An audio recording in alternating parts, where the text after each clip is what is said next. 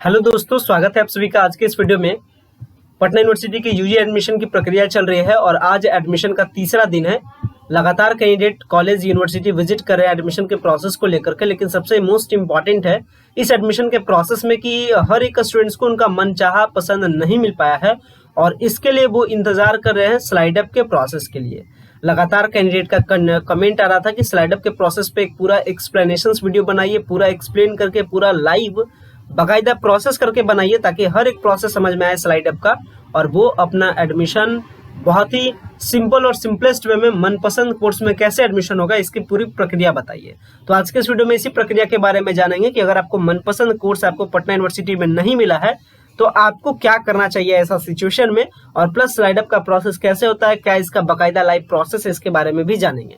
सो अगर आप चैनल पर नए हैं तो चैनल को सब्सक्राइब कीजिएगा ताकि फर्दर इन फ्यूचर तमाम सारे अपडेट आपको टू द टाइम मिल सके। प्लस सबसे लगातार मैं रिक्वेस्ट कर रहा हूँ कि ये चैनल आपका पटना यूनिवर्सिटी के लिए स्टैंड अप होता है और पाटलिपुत्र यूनिवर्सिटी के लिए भी हमारा एक अदर चैनल है जो लगातार आपके सपोर्ट के लिए वो भी चैनल स्टैंड अप है, तो उस चैनल को भी प्लीज सब्सक्राइब कीजिएगा। लास्ट में आपको उसका लिंक भी मिल जाएगा या वीडियो के डिस्क्रिप्शन बॉक्स में लिंक मिल जाएगा। उस चैनल का नाम आप यूट्यूब पे सर्च भी कर सकते हैं, की ऑफ गोल उसका नाम है। आपको उस चैनल को भी सब्सक्राइब कर देना है ताकि वहां से भी जो अपडेट है पाटलिपुत्र यूनिवर्सिटी के एडमिशन से रिलेटेड वो तमाम सारा अपडेट आपको टू द टाइम मिल सके। सो बातें हैं स्लाइड अप पे डिस्कस करते हैं। स्लाइड अप की प्रक्रिया है क्या, इसके बारे में पूरी जो इन्फॉर्मेशन है वो हालांकि यूनिवर्सिटी के द्वारा तो पूरा इस पे विस्तृत इन्फॉर्मेशन नहीं दिया गया है, लेकिन जब आपने अपना अलॉटमेंट लेटर को डाउनलोड किया होगा तो वहां पे कुछ बातें आपको बताई गई थी जो कि आपके लिए जानना इंपॉर्टेंट है। यहाँ इंपॉर्टेंट पॉइंट्स में 3 इंपॉर्टेंट पॉइंट्स बताया गया था, जिसमें पहला इंपॉर्टेंट पॉइंट था मोस्ट इंपॉर्टेंट कि आपका एडमिशन का डेट 31 जुलाई तक है। सेकेंड इंपॉर्टेंट पॉइंट था कि कैंडिडेट पर डिपेंड करता है, उसके कैटेगरी पर डिपेंड करता है उसका जो एडमिशन चार्ज है। ये समझ लीजिए जो आपका काउंसलिंग चार्ज है वही आपका एडमिशन चार्ज है, इसके अलावा कोई भी आपको पेमेंट करने की आवश्यकता नहीं है।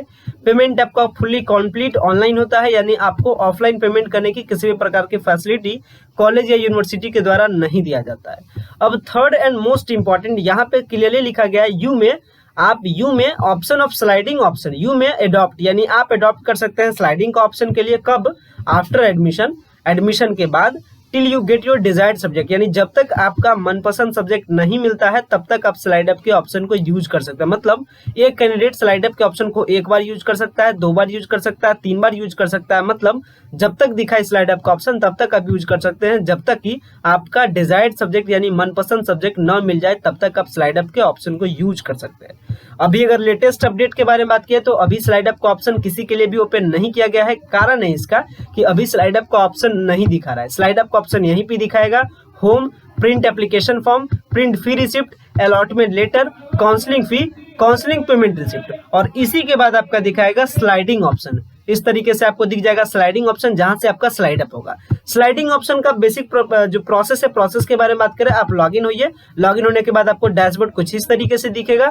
यहाँ स्लाइडिंग का ऑप्शन आ जाएगा और स्लाइडिंग का ऑप्शन पर क्लिक कीजिएगा तो बस आपसे 2 बात पूछा जाएगा, यस और नो। अगर आपका मर्जी है स्लाइडिंग करने का तो आप यस पे क्लिक कीजिए, अदरवाइज नो पे क्लिक कीजिए। आपका वो स्लाइडिंग ऑप्शन क्या हो जाएगा, प्रोसीड हो जाएगा। और ज्यादा कुछ प्रोसेस स्लाइडिंग के प्रोसेस में नहीं होता है। बात करें स्लाइडिंग ऑप्शन खुलेगा कब, तो स्लाइडिंग ऑप्शन आपका खुलेगा एडमिशन कंप्लीट हो जाने के बाद, यानी 31 अगस्त के बाद। और स्लाइडिंग ऑप्शन के लिए ज्यादा टाइम आपको मिलेगा नहीं, बस आपको 24 to 48 आवर्स का टाइम मिलेगा। तो जो भी कैंडिडेट को स्लाइड अप का ऑप्शन यूज करना रहे वो लगातार अपडेटेड रहे हमारे चैनल के साथ। जैसे ही स्लाइड अप का ऑप्शन खुलेगा हम आपको बताएंगे, क्योंकि अगर एडमिशन लेकर के स्लाइड अप का ऑप्शन खुलता है तो एडमिशन की प्रक्रिया 27 से ही स्टार्ट है, तो 27 के शाम होते होते स्लाइड अप का ऑप्शन खुल जाना चाहिए। लेकिन स्लाइड अप का ऑप्शन नहीं खुला, इसका मतलब जो पिछले साल का जो प्रोसेस रहा है वही प्रोसेस रहेगा। मतलब एडमिशन का डेट ओवर होगा 31 जुलाई को, जो आपका एडमिशन का डेट ओवर होगा तो इसके जस्ट 12 घंटा के अंदर अंदर आपका स्लाइड अप का ऑप्शन को ओपन कर दिया जाएगा। यानी कहने का मतलब 1 अगस्त से आपका स्लाइड अप की प्रक्रिया स्टार्ट हो जाएगी।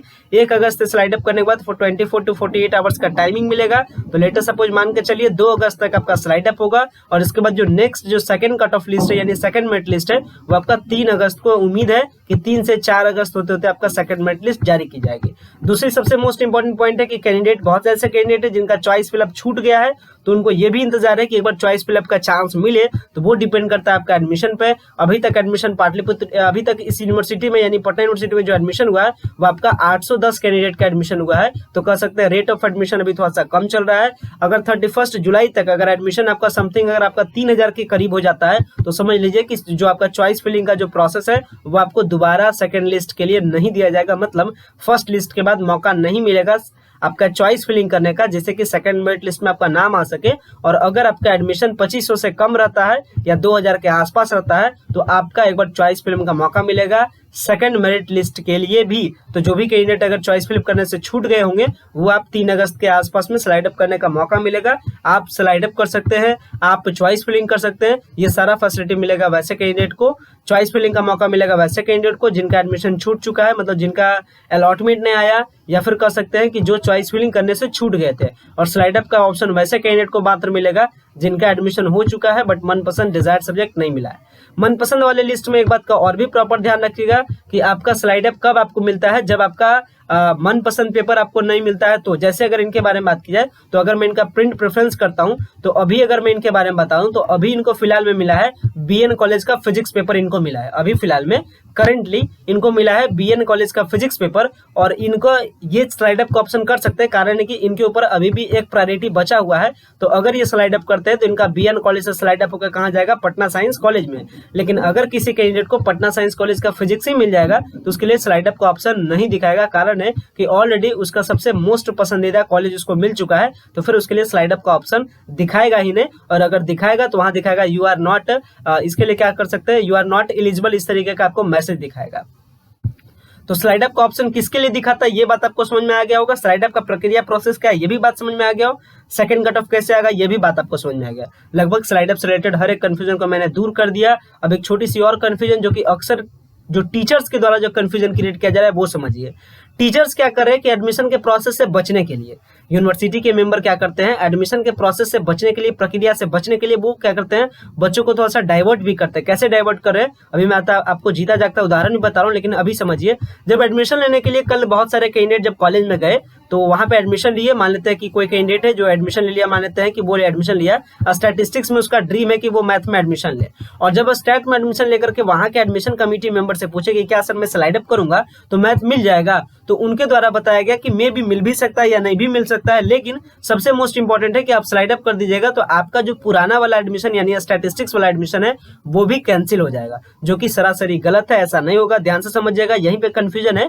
मोस्ट इंपॉर्टेंट समझिएगा कि अगर मान लेते हैं कि आपका एडमिशन पिछला कोई सब्जेक्ट में है, मान लेते हैं स्टैट में है, और आप स्लाइड अप किए, आपका टॉप प्रेफरेंस में था मैथ, तो मान लेते हैं अगर आपका स्लाइड अप करने के बावजूद अगर आपको नहीं अलॉटमेंट होता है नेक्स्ट पेपर में, यानी स्टैटिस्टिक्स के अलावा आपको कोई पेपर में अलॉटमेंट नहीं रहता है, यानी कहने का मतलब अगर आपका स्टैटिस्टिक्स ही रह जाता है तो आपका एडमिशन पुराना वाला कैंसिल नहीं होता है।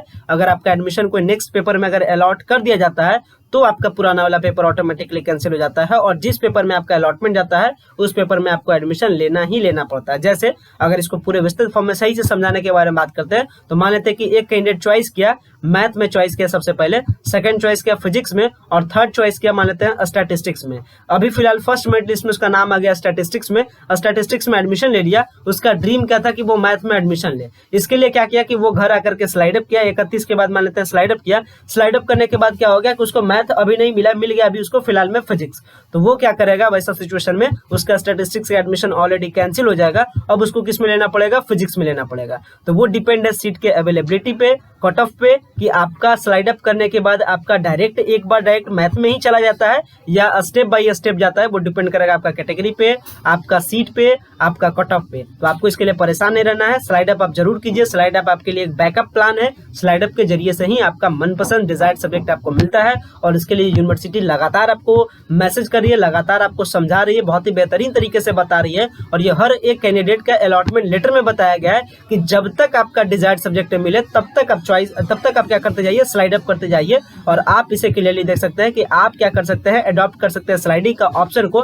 कब तक, जब तक आपका डिजायर्ड सब्जेक्ट नहीं मिले। यहाँ देख सकते हैं टिल का मतलब होता है तक, यानी कब तक, जब तक आपका डिजायर्ड सब्जेक्ट यानी मनपसंद सब्जेक्ट ना मिले, क्योंकि मैं लगातार आपको बता रहा हूं जब तक आपका मनपसंद सब्जेक्ट ना मिलेगा आपके लिए वो क्या हो जाएगा, स्टडी आपके लिए बोरिंग हो जाएगा, आप उससे फ्रस्ट्रेट हो जाएगा। तो इस बात का प्रॉपर ध्यान रखिएगा और मनपसंद पेपर होना चाहिए, कॉलेज मैटर नहीं करता है, इसके लिए यूनिवर्सिटी भी अलग हो तो पाटलिपुत्र यूनिवर्सिटी को भी प्रेफर कर सकते हो। लगातार मैं आपको बता रहा हूँ पाटलिपुत्र यूनिवर्सिटी के भी चैनल को आप सब्सक्राइब कीजिएगा, जिसका लास्ट में आपको मिल जाएगा, वीडियो के डिस्क्रिप्शन बॉक्स में भी उसका लिंक मिल जाएगा। गाइस वीडियो को इन करते हैं, thanks a lot for watching this important video.